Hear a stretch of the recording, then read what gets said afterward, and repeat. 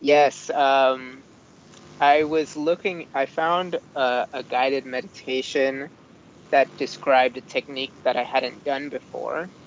And what it was starting by taking the longest comfortable breath, count to 9 within the breath.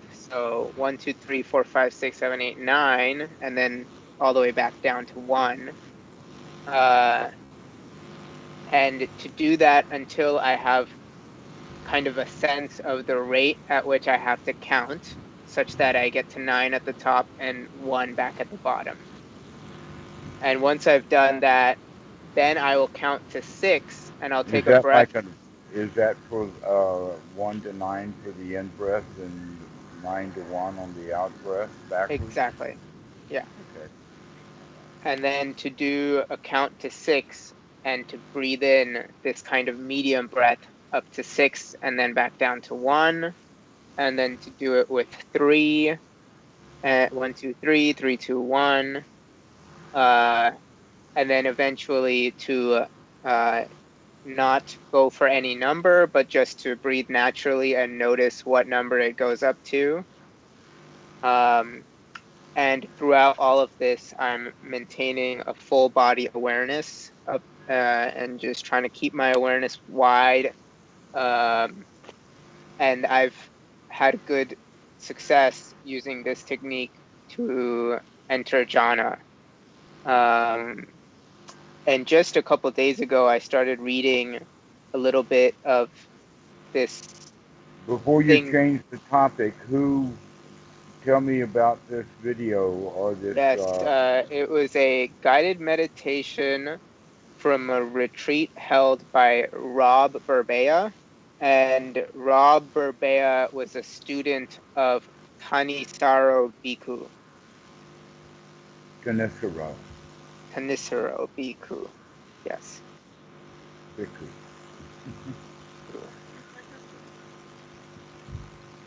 Um, so yeah, so Rob has online there's a retreat he held, a jhana retreat, and all of his talks and recordings and all of that are on there. Yeah, so and I started reading uh, a book called, or a PDF I found online. It's called Anapanasati, and it's by Buddhadasa. And I just got to the first 4 lines of the sutra, and it was breathing in long, breathing in short, the whole body, and calming the mental formation, the bodily formations. Um, so I found that interesting because that seemed to map very closely to how I was doing the breathing.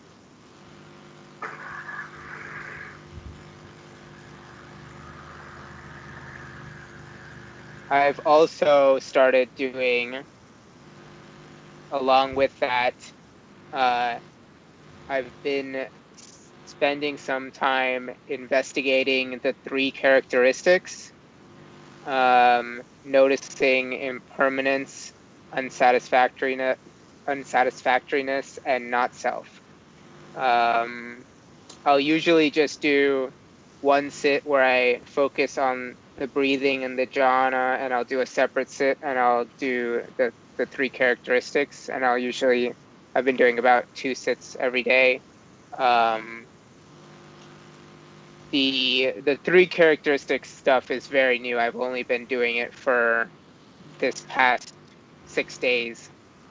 Perhaps whatever you're calling that, um, but you have actually been working with the Nietzsche right from the get-go, in the sense that a way of speaking of the normal mind is a normal mind that kind of wanders around. Freud called it free association. All right. That also is a form of restlessness, that the mind Mm, just keeps moving from one object to another, to another, to another. That is the anicca. So when you're doing anapanasati, the step 13 would be to see that the mind is wandering from one thought to the next, like that. And that would be Mm, part of the waking up process, because to fully awake is to put a stop to that stuff. mm, okay. Okay, and that's the important point that is underlying methods of counting. But in fact, I've actually given these methods of counting to students before on video. Uh, the differences in how many numbers and in which direction they go. But basically, it's working with the long breath. Uh, and uh, actually, it has also the quality of remembering to breathe long, because the problem is that if we let the breathing go back to normal, now the way that you were mentioning it in the instructions is when it goes back to normal, we still have an important job to do with it. But and in that regard, we're monitoring it, and the other part of it is control. So I would say that this student of uh,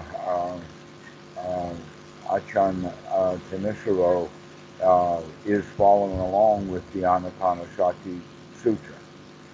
There are other techniques within the Theravada tradition, for instance, noting, but not making that change, of throwing those hindrances out and putting more wholesome thoughts in. To just note. Mm, So I I stabbed see. Granny in the back last night. I noted, and that I note that I kicked the dog this morning, and I note it. And we just let that stuff be in the mind, noting, and that the instructions uh, actually cannot be missed. There's Mm, too much about the hindrances in various sutras to not understand that they are called hindrances for the particular reason of immediate extraction, to pull them out, to get them out of the mind right now, because they are hindering us to be in this present moment. And so this tape that you've listened to is actually quite in line with the teachings of the Buddha, which I would expect from Ajahn Thanissaro. I've been around him before. I think, in fact, I haven't seen him in 25 years or so. But another way of looking at it is that we are going to get small little differences and changes in styles of teaching and whatnot, simply because the teacher himself is experimenting with and playing with this marvelous toy. And so what he's found, he will then pass on to his students. The students will then pick that up as a technique, but if they're not careful, they'll pick it up as gospel or law, hmm. or this is the right way to do it. Yes. The in fact, this teacher continually emphasizes to play with it and to figure out, your own way, what works for you, and to just have fun with it, which is really nice to hear. Um, yeah. Well, that's what you get from me, so that's what you get from all of them. Yeah. And all of the Yeah, good and it meditation was teachers. similar. It was similar to what you said. And there's kind of a separate thing where I could just tell when I started listening to him talk, I could just tell it was good Dhamma. Like even before he was going into the instructions or anything, uh it just came out in his speaking.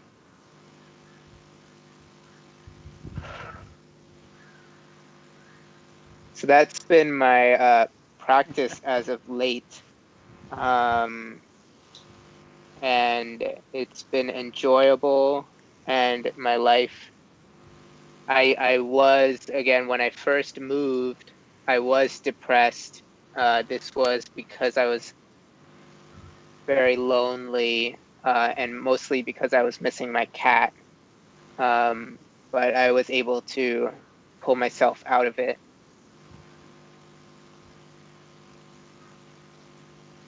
Yeah.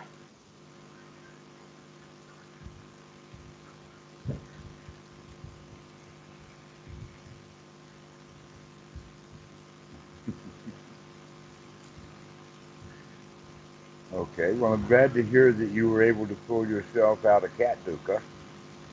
Yeah.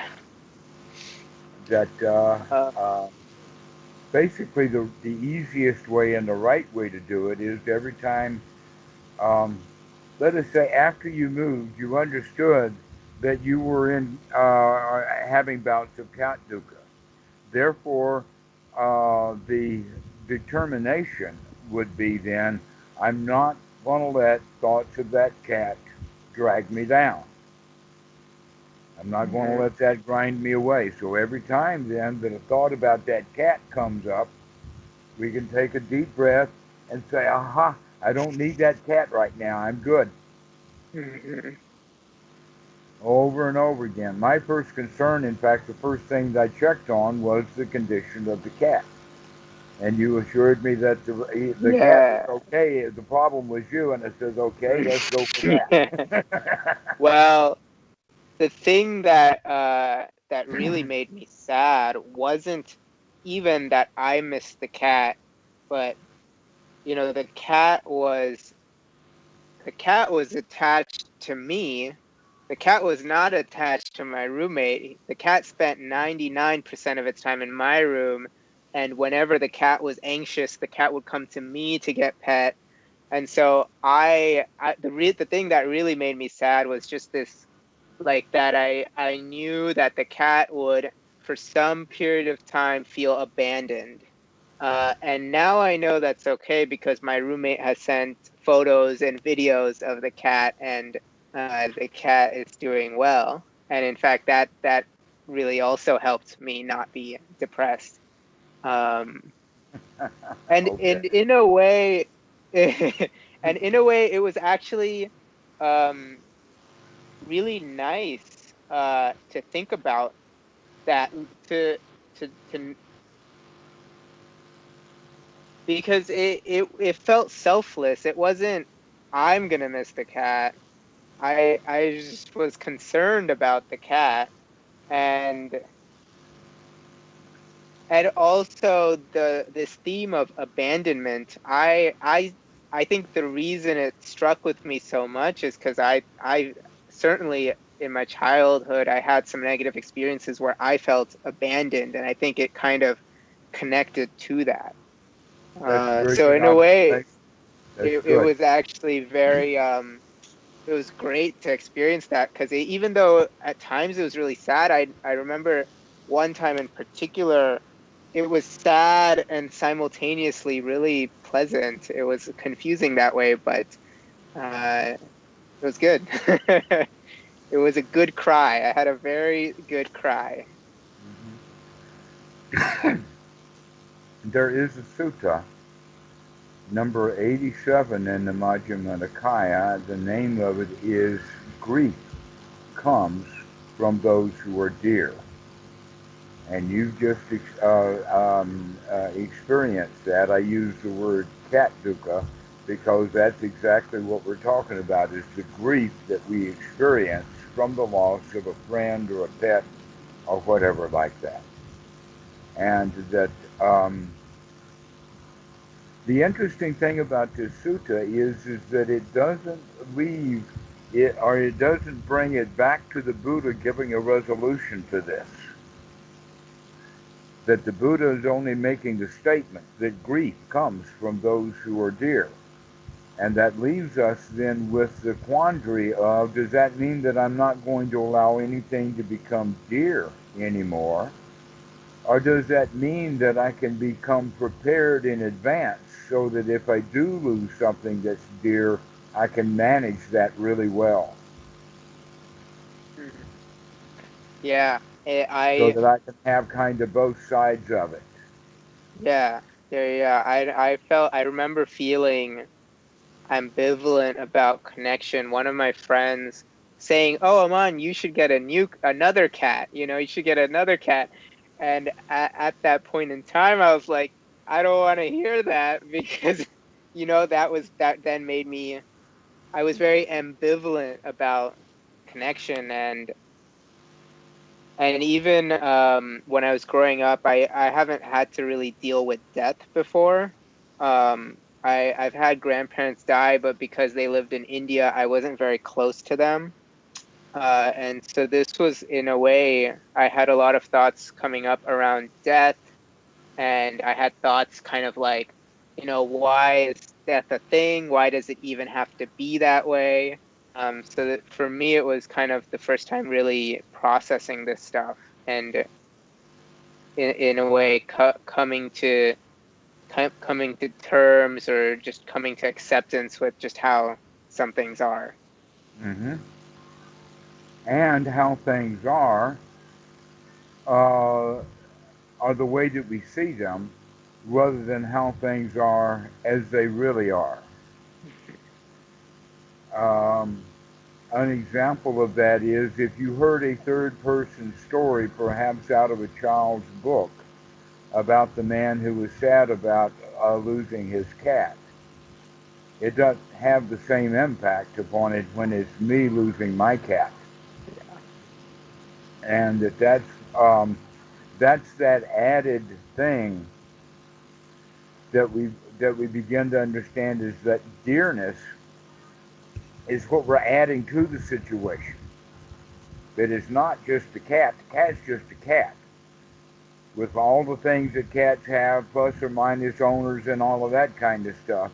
But now, when it's a dear cat, Mm, now the whole way begins to change in our reflection about that.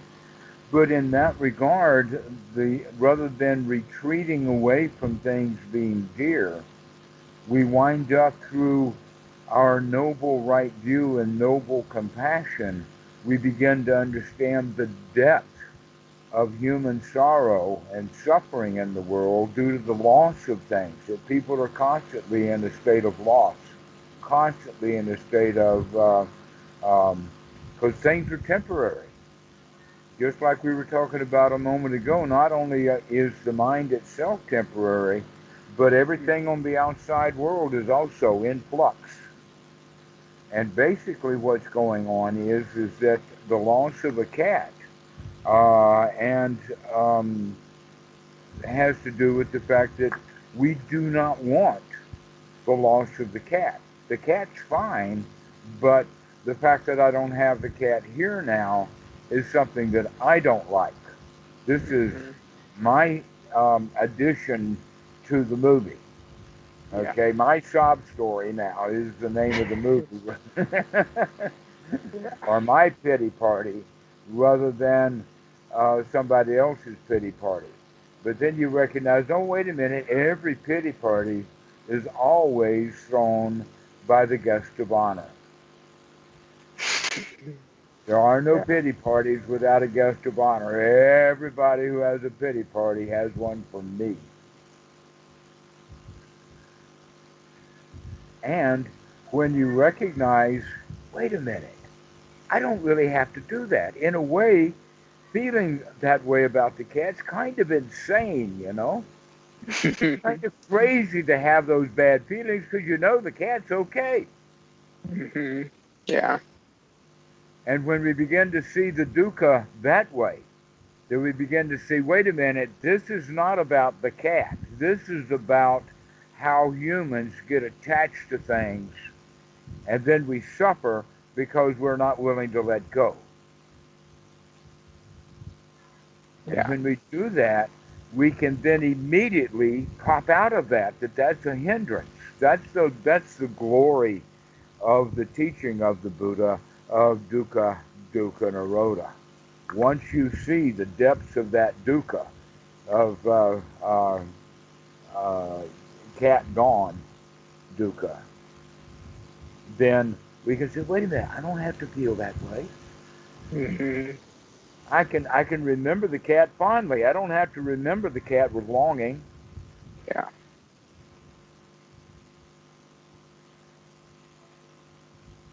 I don't have to add the pity party to it. I can be joyful instead.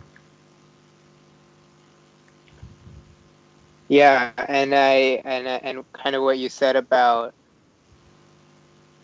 does that mean we don't ever become close to something or have something become dear versus still become still in some sense I feel like it's almost now I it's almost important to me now to connect even more.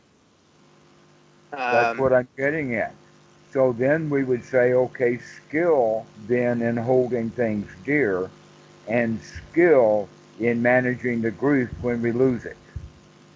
yeah, If we develop the skill, so this is an opportunity then, as it were, for you to manage this grief over this cat at this particular time, knowing that in the future you're going to be able to handle grief inducing situations.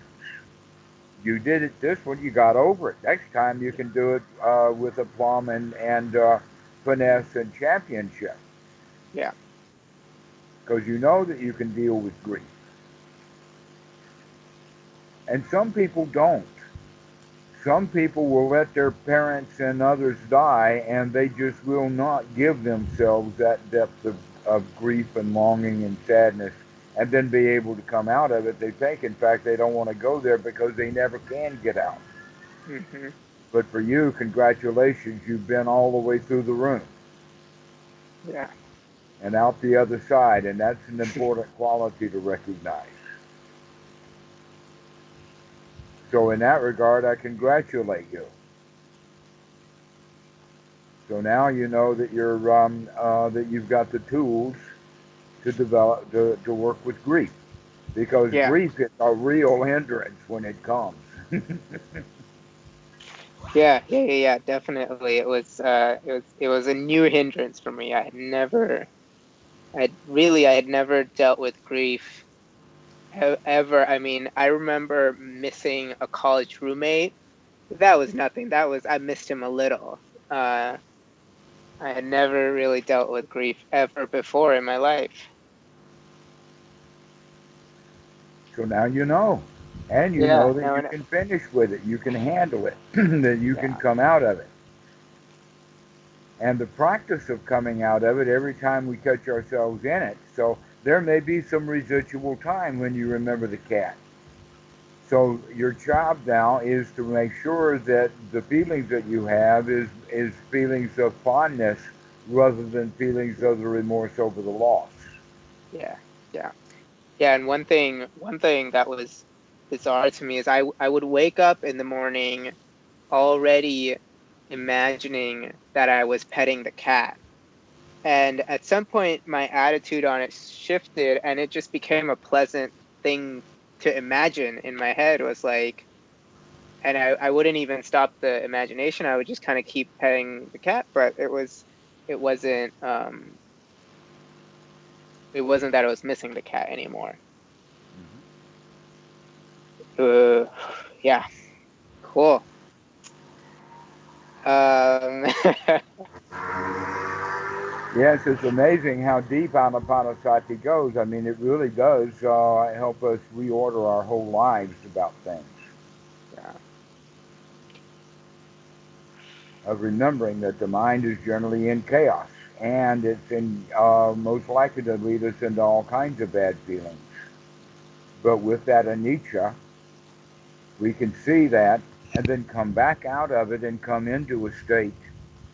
So basically, what I'm talking about now is the integration of these two practices that you were talking about, of one with the trilokana of anicca, dukkha, anatta, and recognize, oh, the anicca is there, and it doesn't matter what practice you call it, there it is, right in front, if you look at it. mm-hmm. That things are constantly in turmoil. And by constantly in turmoil, if we cling to anything, there will be dukkha. But if there is nothing to cling to, then it will be anicca. So in a way, this anicca, dukkha, anatta is actually um, not a formula of A, B, C, but it's more like a Y or a fork in the road. And the road is when something changes, you've got a choice to either go the path that you've always gone or take the new path. We always have a choice. There's a fork in the road, and Anicca is going to make sure that you have lots and lots and lots of opportunities to make that choice because things are really in a flux. Yeah, yeah. And I think I brought this up last time, but it's still stuck with me. Is the I heard somebody talking about the first noble truth, and their interpretation was not just that. Well, their interpretation was in every moment I have the capacity to do the self-destructive, self-deceptive thing. And that's really stuck with me is that like when I fall out of my right mind into my wrong mind, it was always just this short period of time where I wasn't alert. Um and so it's becoming really apparent that that part of the wrong mind will take any chance it's got to take control. Exactly correct. Exactly correct. Think of it like gravity. Mm, Gravity is always there. If you trip, gravity's going to work hard to make you fall. yeah.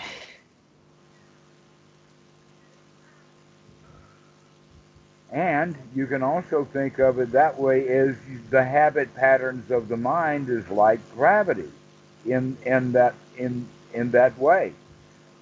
That it is kind of the base or the foundation or the floor or the automatic response. Let us call it that in computers we have a default for many applications and many different things, and they just put it in default mode. Mhm. But then people who know what they're doing can go in and tweak those defaults and get their machine to work a lot better for them. Yes, yes, and Okay. I thought about that similarly as I noticed I have so many programs in my brain that are they're running on autopilot and they're so bad. They're so bad. And then this is what I was telling one of my friends in the Seattle Pragmatic Dharma Sangha, and he said yes, but when you were a kid, that's what you needed. You needed to protect yourself. You needed to be very anxious because you were in an actually dangerous environment. And so In a kid's there world, yes. In the in a kid, real reality, no. But in the kid's world, that was really dangerous. yeah, yeah, and I mean, certainly like I personally experienced some like physical abuse and stuff like that, and so but definitely I don't need those programs anymore.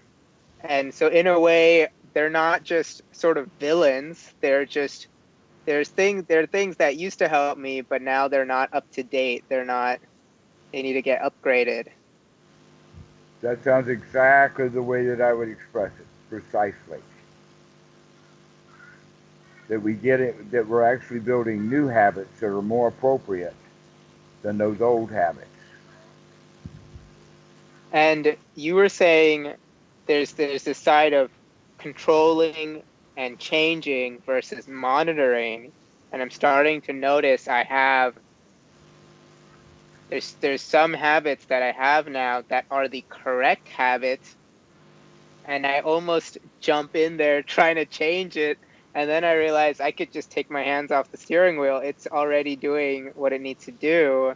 And this seems to connect to anatta somehow, is that it's just going. It's like my body's just a machine. It's just a robot that's just going, and I don't even really need to interfere. It's doing great.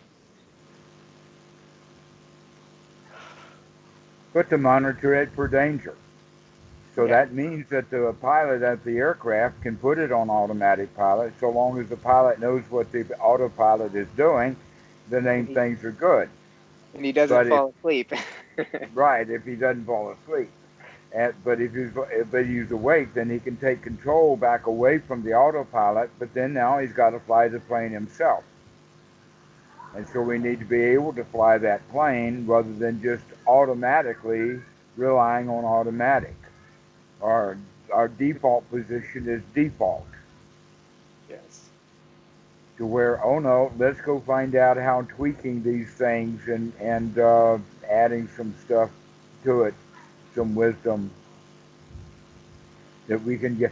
For instance, autopilots may not give you the best fuel uh, Yeah. uh, usage or whatever like that. Or it may be better to change the altitude because the winds are different at different altitudes. Yeah. And then there's this balance of optimizing, and then sometimes too much optimizing is itself a dukkha where I'm trying to control it Right, perfectly. And exactly, when it becomes restless, yeah. when it becomes a doing rather than a playful thing. That whole quality of bringing joy or playfulness back. Here's one way of looking at it, that for normal children's childhood, the young child, before he goes to school, spends most of his time in play and curiosity. He might write on the wall or draw pictures or something. And then mom comes in and she sees him writing on the wall, and then now she fusses at him. He'll remember the fuss, uh, but he won't remember the 30 minutes of joy he had writing on the wall. All he remembers is the slap or the punishment that he got.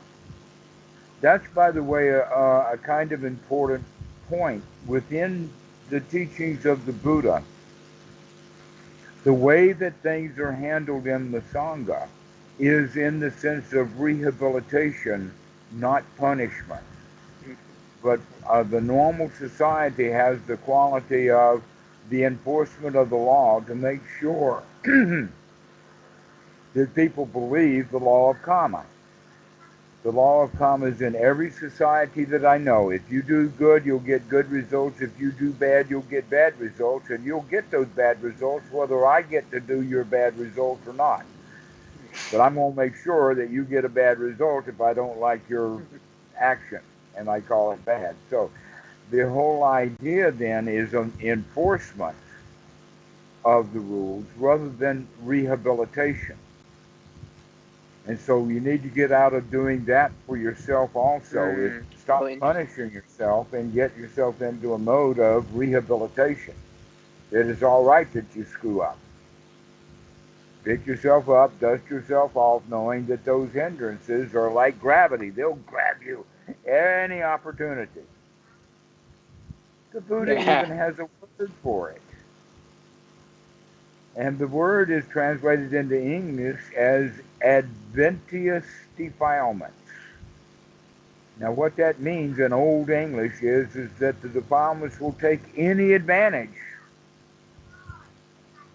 any opportunity to come up. Mm.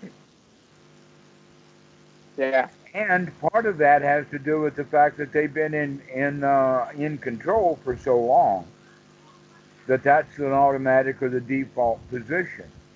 And you know, I've noticed that something about that in culture, that when a large group or organization comes unstable and starts to lose membership and starts to fall apart, they begin to get desperate and they begin to make a lot of new mistakes. They begin to get excessive like that. All right. Mm. So this is exactly what's prone to happen inside of one's own mind. That once we start off in the wrong direction, it's really easy to go downhill. And an example of that would be feeling guilty over feeling guilty, or being angry about being angry. Yep. I mean, humans can do really stupid things in the way of punishing ourselves when we don't have to. Rather than that, we're going to work with rehabilitation. So in that regard, we can say that that grief of lost cat was actually quite rehabilitating for you. It allowed Yeah. you to go through the depth of grief and come out of it knowing that you're the stronger for it.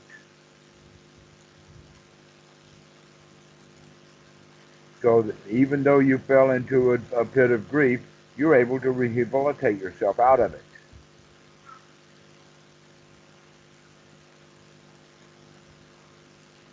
I've also been thinking about the word right in, they say right concentration, right speech, the Don't Eightfold say Noble faithful Path.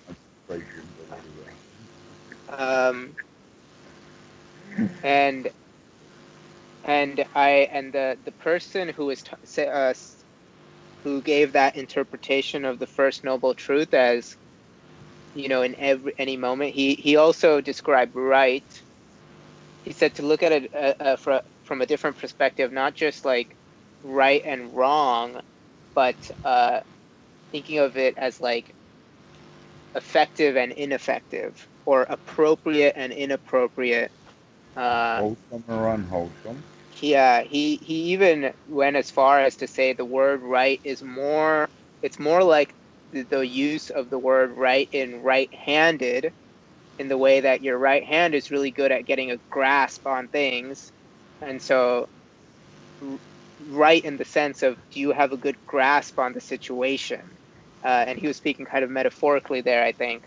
But Hmm. that's been very interesting for me to think about, just when I make decisions. Um,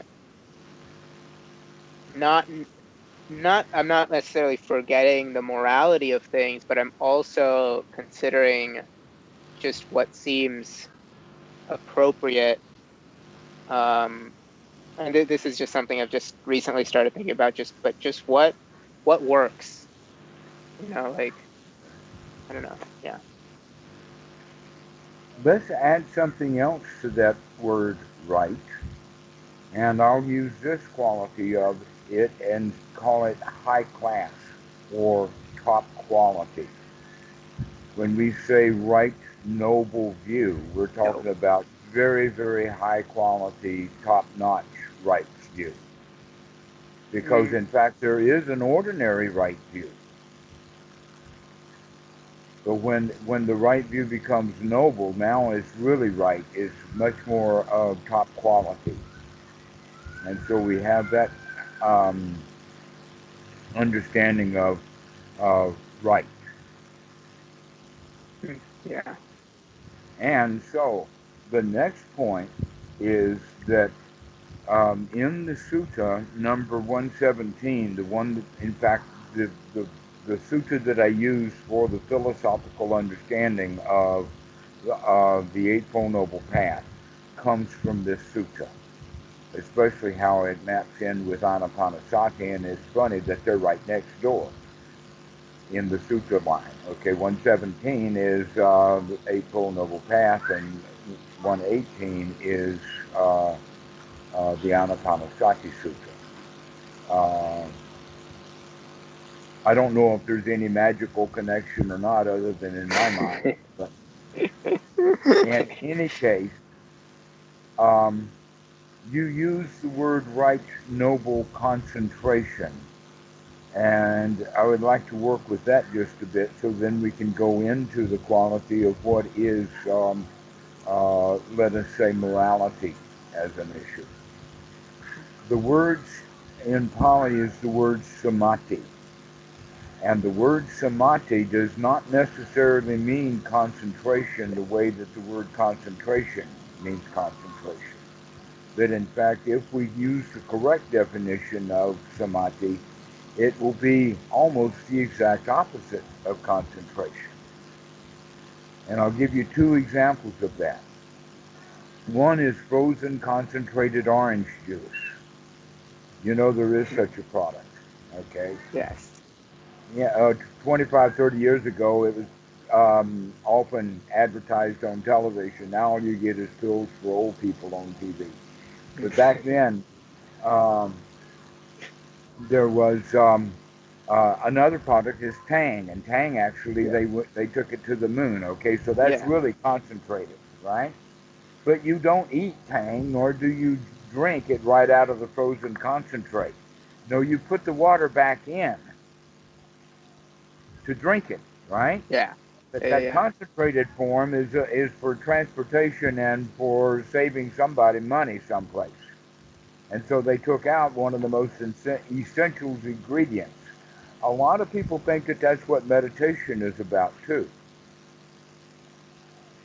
Now here's the point about samadhi. Samadhi means gathering the factors together. And when all of the factors are together, then things together are then in a unification or a unity. There's a wholeness there because we've got all of the ingredients to it. Sort of like a jigsaw puzzle. A jigsaw puzzle can have all of the pieces all over the place. When you put it back in the box, you hear how carefully you put it back in the box. When you open the box again, it's a mess. And you have to put the puzzle back together again, right? But once Hmm. you get it together, now it's just one picture. So the mind is also like that we want to get the mind in a state of unification rather than in a state of concentration. We're not looking for a mind that's really focused hard on something. We're looking for a mind that is integrated and whole as a unit. This is what we Mm. mean then by right noble samadhi or area samadhi. So um, the way that we bring these factors together is with the first four that we had talked about already on the Eightfold Noble Path, and that is right view, right sati, right effort, and right attitude. And that basically action, right, right view comes first. Hmm. And so it's the most noble of all. As our noble view comes higher, so then that will ennobilize the other factors. So the sati becomes noble not because the sati is fast, but because the view is noble. Mm. But slow sati is not noble either. We need it. Okay. Yep. All right. So with noble sati and with noble right effort, we have now the ingredients to create a new product which was heretofore not used, and that was right attitude. That with right effort and right sati and with right view, we can create a right attitude about things. That attitude, along with right view, right sati, and right effort, then bring about the mind in a state of unity. So Mm. those first four bring that unified mind. Now that we understand that, let's talk about some few things that will take the mind and keep it from being unified. One is that if we tell lies, then we're separating ourselves from the truth. It's like a break in the mind. If there's any doubt there, maybe it's this, maybe it's that. So any doubt in the mind is going to keep the mind from being unified. Right? Um, Doing something and then having remorse over what we have done, that remorse is going to keep the mind from being unified. Okay, and in fact, that's inviting dukkha back in. So when a mind is then free from dukkha, that means that the mind can be unified because it's free, and that the hindrances is what tears the mind apart, or literally puts it in a wandering state. So it wanders from state to state to state to state, back and around, and it may cover the same territory, but it's never quite unified and whole, nor is it stable and solid. It's always kind of on the move. That's the form of the hindrances. We call it the wandering mind. They even go so far as to call it a monkey mind. You probably heard that Yeah. expression. Oh yeah. Okay. Well, once we have the mind settled down on an object that we can keep it settled on and keep it satisfied with, now that mind that is unified will automatically take care of the sila or the morality in the following way. If you don't want anything, in fact, if you want something you don't have, then the mind is not unified. But if we have the state where we're satisfied with things and we don't want anything, then we're unlikely to go take it from someone. Mm. if we don't actually want it. We can like what they have, but if I don't want it, I'm unlikely to go take it. Unlikely to harm people if we don't have any ill will or ill feelings away from them. So what the sutta actually specifies is that one's right action and right attitude, or excuse me, right speech and right livelihood, those three things together come about naturally when the mind is noble, when the mind is unified. Mm. But before that time in wisdom, the ordinary person relies upon these things as rites, rules, and rituals, and how to do things. In fact, it's so complex that we can actually call it society. The society of humans in which we live, which is quite possibly about 80% of all of our reality. Even people who are out in the desert alone, they still completely rely upon civilization. The camel and the equipment and the tent and the water and all of that stuff that they brought with us, they got it from civilization. So civilization is with us whether we want it or not. And civilization is where we get all of our own rules that we hide inside of our own miles, in our own minds, to then bludgeon ourselves into Mhm. performing according to the society. So that the society doesn't have to treat you like a slave. They've developed the society mentality so that you know how to behave like a slave and do so automatically. The only Mm. difference is that 400 years ago they needed iron change. Now the paycheck will do Yep. because we're that much chained into our way of looking at things. So, um, in fact, I'm not saying that paychecks are bad because many people feel good and comfortable and secure because of their paycheck. But most people don't. Most people think that they would like to feel secure with their paycheck, but they don't. It's not big enough paycheck or whatever, and now we're right back where we started from. Mhm. Okay, we're still a slave to our society, and that we were raised that way. That little children are normally quite free, but we put them into a chair, which is a kind of prison. We put them in front of a desk, which is kind of like a workstation, and we put our kids to work. And when are we ever going to let them free? The answer is Yeah. kids are not ever going to get let free. Each child on his own has to learn how to stand up and free himself from the chains and the bondage that he himself has created for himself. To do that, we need two things, two qualities. One is to recognize, hey, I can change. I can change. I am not a slave to this desk. I can get up and work away from this desk anytime I want to. I'm not a slave. That waking up to the fact number one is that the self that is attached to this desk is not me. And the second one is to understand that these desks are here, or these prisons are here, because of the society that each individual one who sits at that desk has created for himself in his own mind. So number one, there's a self in there. To two, be disposed to following the set of rules. And both of these things are inside one's individual mind. This is the first and the second fetter of the Buddha, by the way. Personality view and Mhm. attachment to rites, rules, and Yeah. rituals. Okay? Wow, the Buddha was smart. He knows how this stuff works. And so the third fetter of knowledge is then the fetter of uh, eradicating the doubt. Oh, yes. And there's three kinds of doubt. The first kind of doubt is, who can I get to help me? Where am I going to find help? Because I can't do it myself, is basically.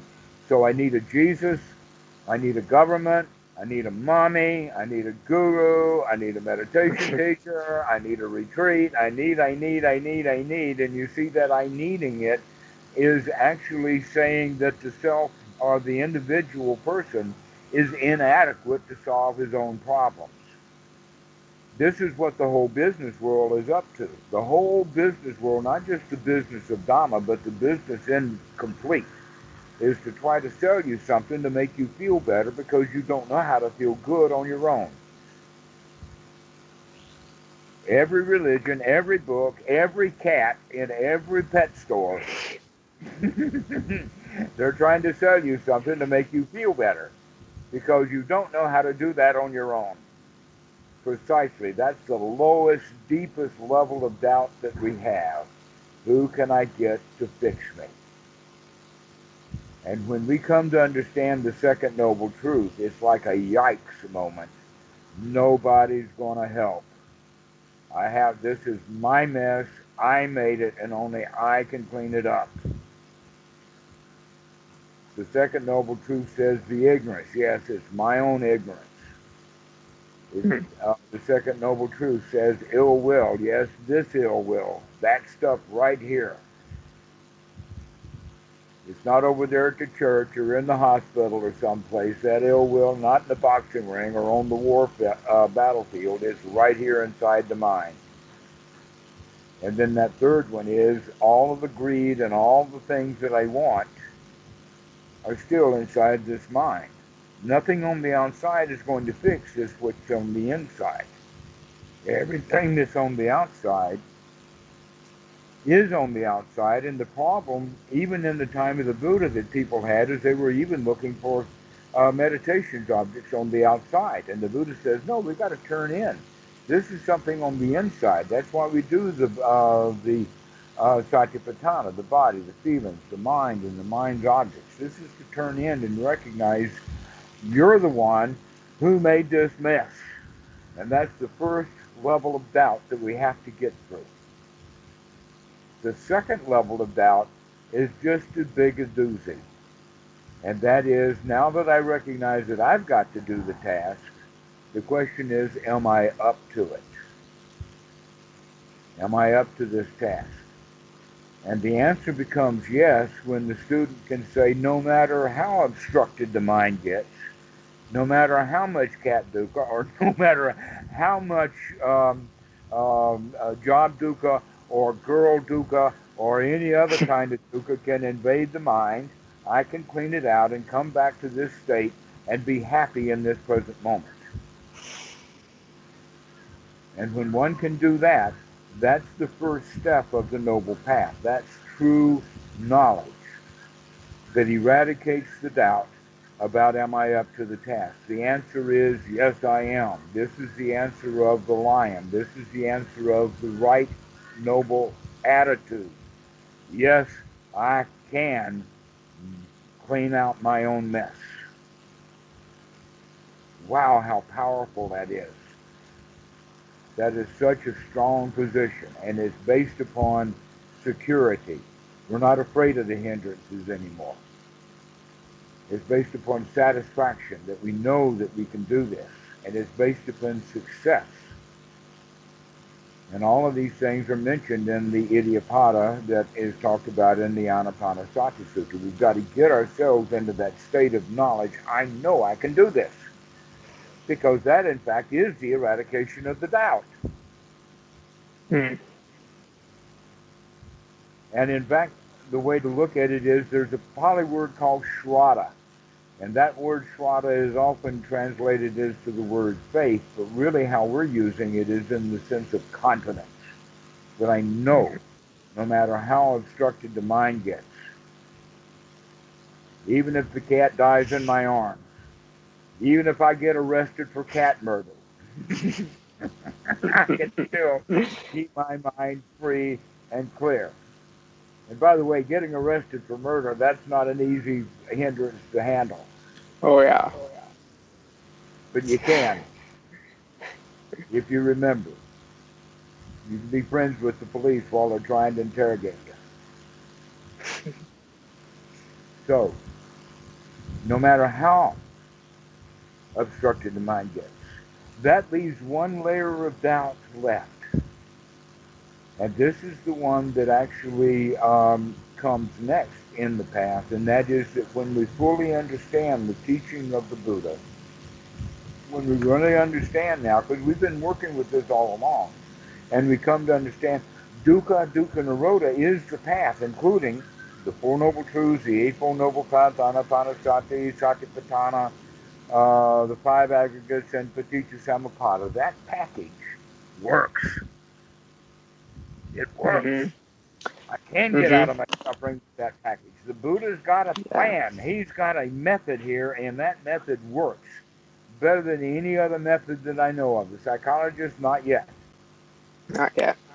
It's interesting you said also that the word package, because I was thinking about, like, there was a period in time where I was meditating and I would pull myself out of hindrance for the 30 minutes I was meditating. And then the second I got off the cushion, I was back in hindrance. I was depressed. And the remaining 23 and a half hours of the day, I was depressed. And I was kind of thinking about how um, even in things like it. So I was listening to a psychologist or neuroscientist talk about how adaptive the brain is, and how it's able to overcome all these obstacles, and it can work around them. But that also means the hindrances have the same tools to their disposal. And so if you only put one thing, if you meditate for 30 minutes and you only put one intervention, it's just going to go around it, but you need a whole system. Hmm. Um, This is why I would recommend for students who say, "Oh, I practice an hour and a half every day," and I says, "Okay, that's good. Hour and a half, that's 90 minutes. That would be 9 times for 10 minutes. If you mhm, practice 10 minutes a day, 9 times a day, then you'll get more out of it than you would be in an hour and a half sitting. A lot more. Why? Because after a certain period of time, the mind gets tired. When mhm. it gets tired, it gets dull. When it gets dull, it goes deep. Then the student thinks, "Oh, I've gone deep. I'm really someplace now. I've gotten really, really deep." No, you haven't. No. And besides, who cares about deep anyway? We want to be on top of things. Yeah, We're yeah. going in the other way. We're not going deep. And so, um, looking at it from that perspective, we now have um, the the method, the plan, the way of the Buddha. Once we know that, we can say then, by golly, I know that only I can solve this. I know that I can solve it, and I know that I've got the tools to solve it. Mhm, Now, that's a remarkable place to come to. That's when we get a lot of confidence because we have, in fact, at that point, eradicated the three lower fetters, and we have, at that point, actually in one of the sutras, it's just said so beautifully, so poetically, and that is knowledge and vision of what is and is not the path. Because what is not the path is the path of sila bhatta paramasa, of following the rules, of doing it just the right way, but rather that the right Eightfold Noble Path is bringing the mind out of that duality of good and bad and right and wrong.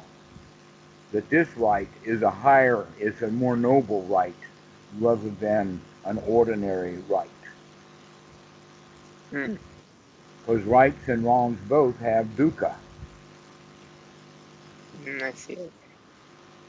But noble right is free, it's above it, it's transcendent.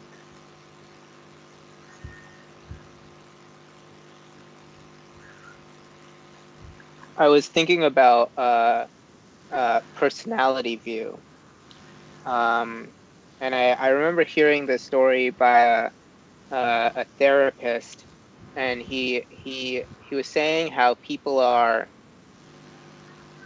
attached to the things that they want to get rid of about themselves, and the story he gave was he had a patient who came in and he was like, I'm just so stubborn. If I wasn't so stubborn, things would be better at my job, things would be better with my wife, but God damn it, I'm just so stubborn. And then a little bit later in the conversation, the therapist asked him, what's the best quality about yourself? And he said, man, I'm persistent. I don't stop. I get things done. And it was like the same thing. I thought that was so interesting. And I've been hearing like I've been hearing people around me say things like, oh, that's, I'm just lazy. That's just how I am. And it's so it's weird to hear. Yes, I And understand what you're saying. Right, that that we have a view of our personality. That if we start having a more noble view, we recognize, wait a minute, I'm not that personality at all. That in fact, in transition, we're not even sure who we are yet. yeah. And there was and it's I was listening to this thing called, they called it the agent arena relationship, and how the identity of an individual, how it's completely tied to how you identify the environment you're in.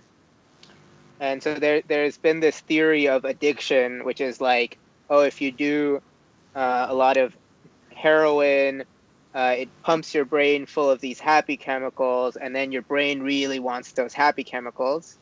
And this psychologist was saying that that's actually not a good theory. And one of the examples was, if you look at soldiers who went to Vietnam, they were doing all sorts of drugs when they were there, and then when they came back to the U.S., they didn't have any problem.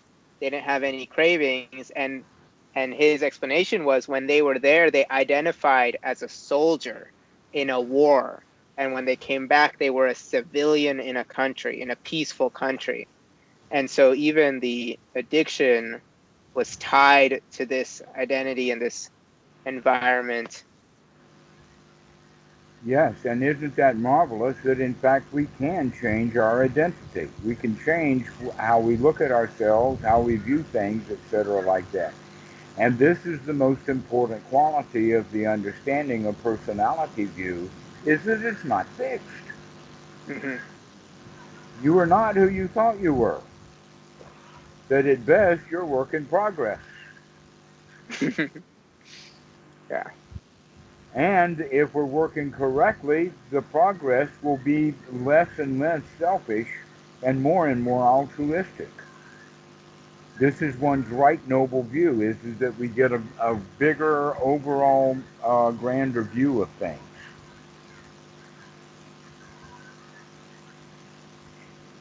yeah.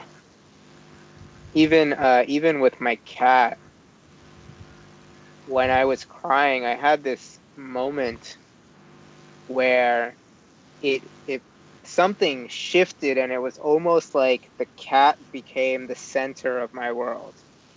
And I had never not been the center of my own world before, and it was amazing. And it lasted just a second, but it was deep.